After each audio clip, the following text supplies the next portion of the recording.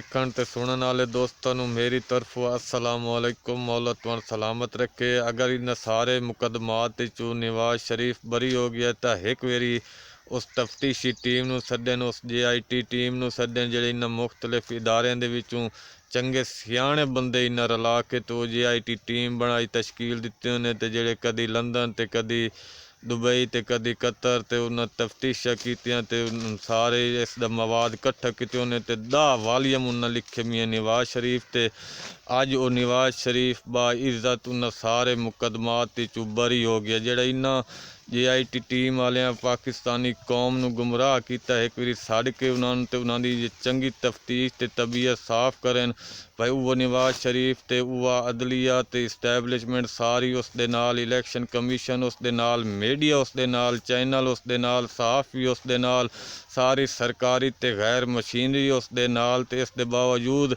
जदां वो कल सरकारी TV ते लाइव खिताब किया तो सुनने वाले सिर्फ 94 बंदा।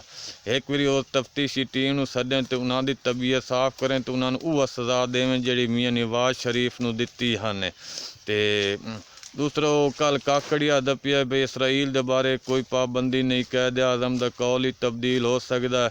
ये चबल कल तो इमरान खान ते बकवास करेंदे हैं जी वो यहूदी एजेंट है तो इसराइल नूं तस्लीम करना चाहता है। हुण उन्होंने दस्सन कि ये तुहाडे प्यो हैं जिहड़े इसराइल नूं तस्लीम करना चाहते हैं। उसका अलल ऐलान मीडिया ते आख्या कि मैं इसराइल नूं तस्लीम कोई नहीं करना, मैं मरना ही क्यामत वाले दिन। जवाब खुदा नूं मैं के जवाब देवां फलस्तीन दे बारे।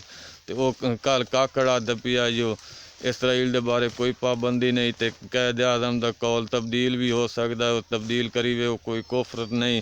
हूँ इतना ही तुसा आप अंदाजा लाओ भाई यहूदी एजेंट केड़े न, ये नाम मुराद आप यहूदी एजेंट हैं तो आप ही उन्होंने पैरोकार हैं। जिमें इन्होंने अमरीका ते उसके हवारी आखे ने उठाई अपनी पूछली लावनी शुरू कर देंगे तो कसूरवार दूजिया बनाई दें।